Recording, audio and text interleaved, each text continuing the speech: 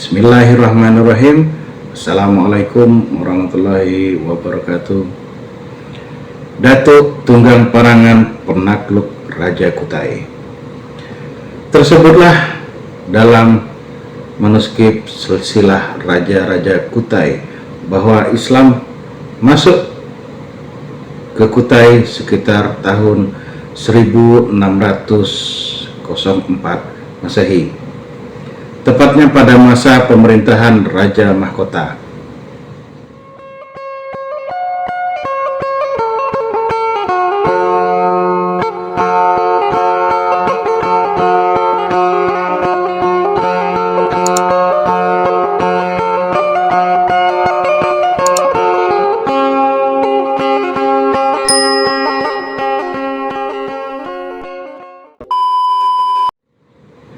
Manuskrip berhuruf Arab dan ditulis oleh Tuan Habib Muhammad Tahir dari Banjar, Kalimantan Selatan, dan selesai pada hari Jumat Tarik 30 Rabiul Awal 1265 Hijriah. Di dalam manuskrip itu tertera nama Tuan Tunggang Parangan sebagai ulama yang berhasil mengislamkan Raja Kutai yang berkuasa saat itu. Kisah silsilah Raja-Raja Kutai menyebutkan bahwa selang beberapa waktu setelah naik tahta, Maharaja Mahkota kedatangan dua orang ulama, yakni Tuan Tunggang Parangan dan Tuan Ri Bandang Makassar. Mereka berdua berhijrah ke Kutai sesuai mengislamkan orang-orang Makassar. Setelah beberapa waktu berada di Kutai, tersiar kabar bahwa orang-orang Makassar kembali kufur. Maka Tuan Ri Bandang Makassar bergegas balik ke Makassar untuk mengajak kembali orang-orang memeluk Islam dan meninggalkan Tuan Tunggang Parangan seorang diri di Kutai. Nama asli Tuan Tunggang Parangan adalah Habib Hasim bin Musaya bin Abdullah bin Yahya, lahir di Tahrim, Hadramaut, Yaman Selatan. Ia dikenal memiliki pendirian kuat dan keras dalam menegakkan syariat Islam. Berbekal ilmu yang luas, ia kemudian keluar dari Hadramaut dan mengembara ke Pulau Jawa, Sumatera, dan Sulawesi.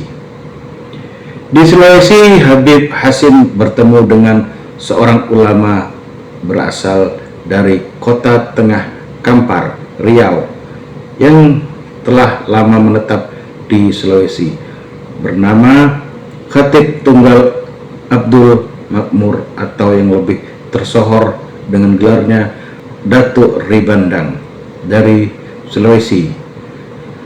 Habib Hasim lalu menuju negeri Matan atau Ketapang, Kalimantan Barat. Di sini Habib Hasim dikenal dengan gelar Habibi Tunggang Parangan dan mendapat sebutan Tuan Jenggot Merah. Habib Hasim bin Musaya bin Abdullah bin Yahya dinamakan Tuan Tunggang Parangan sebab tak kalah datang ke tanah Kutai di tepian batu jahitan layar. Ia menunggang jukut parangan atau hiu parangan yang membuat orang banyak terheran-heran saat itu. Tuan Tunggang Parangan langsung masuk ke dalam istana menemui Raja Mahkota dan berseru, "Aku datang kemari hendak membawa Baginda kepada jalan yang suci, menjadi raja yang diridhoi Allah Ta'ala dalam memerintah para hamba Allah. Raja adalah bayang-bayang Allah Ta'ala di muka bumi. Jadilah Baginda sebagai raja di dunia dan di akhirat kelak." Begitulah kata Habib Hasim bin Musaya bin Abdullah bin Yahya.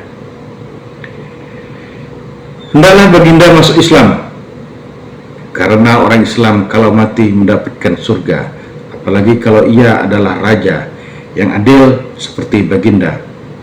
Adapun orang kafir yang memakan babi. Ia mati, ia dijebloskan ke dalam neraka dan menjadi bahan bakar api neraka.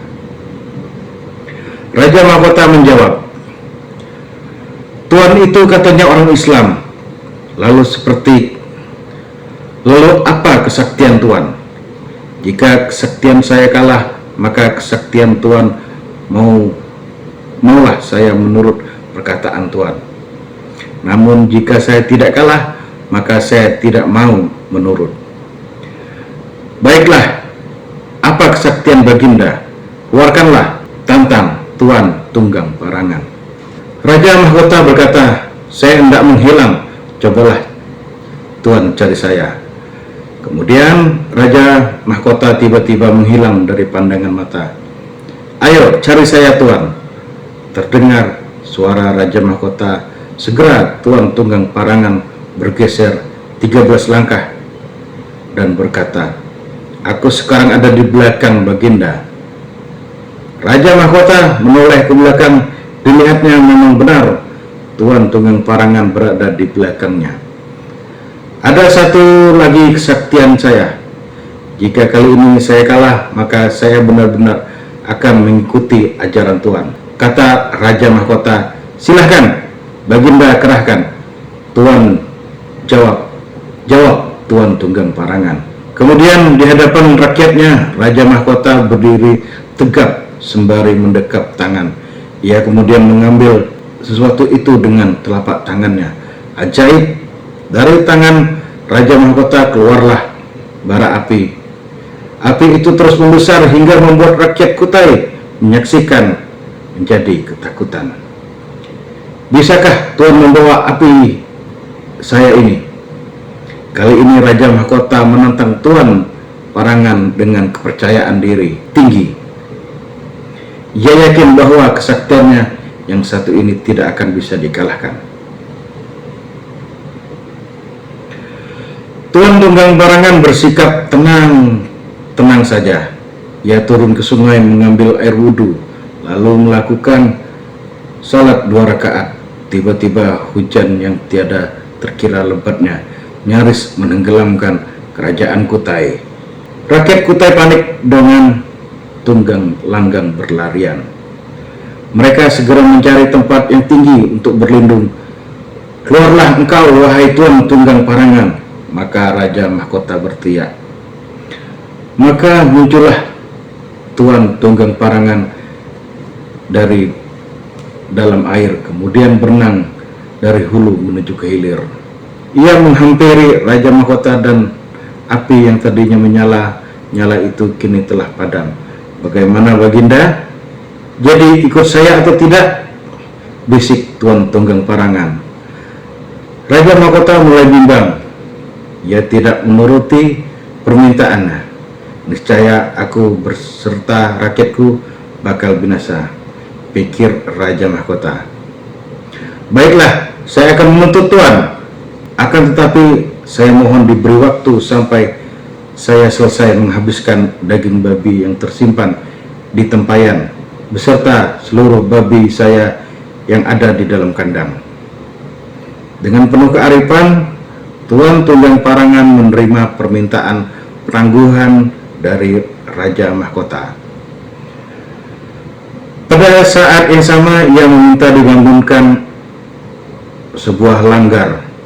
Raja Mahkota segera memerintahkan para bawahannya untuk mendirikan langgar bagi Tuan Tunggang Parangan. Setelah bangunan langgar itu selesai, Tuan Tunggang Parangan pun bermukim di sekitarnya. Ternyata membutuhkan waktu yang lama bagi Raja Mahkota untuk menghabiskan seluruh persediaan babinya. Meski begitu, janji raja yang satu ini tidak meleset. Ia segera menemui Tunggang Parangan ketika babi-babinya telah habis dilahapnya. Tuan Tunggang Parangan membimbing Raja Mahkota mengikrarkan 2 kalimat syahadat dan mengajarinya rukun Islam beserta rukun iman dengan lemah lembut.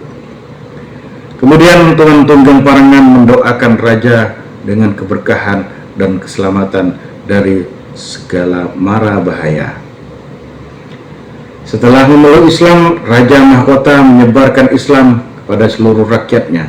Ia juga mengajak negeri di sekitar Kutai untuk memeluk Islam.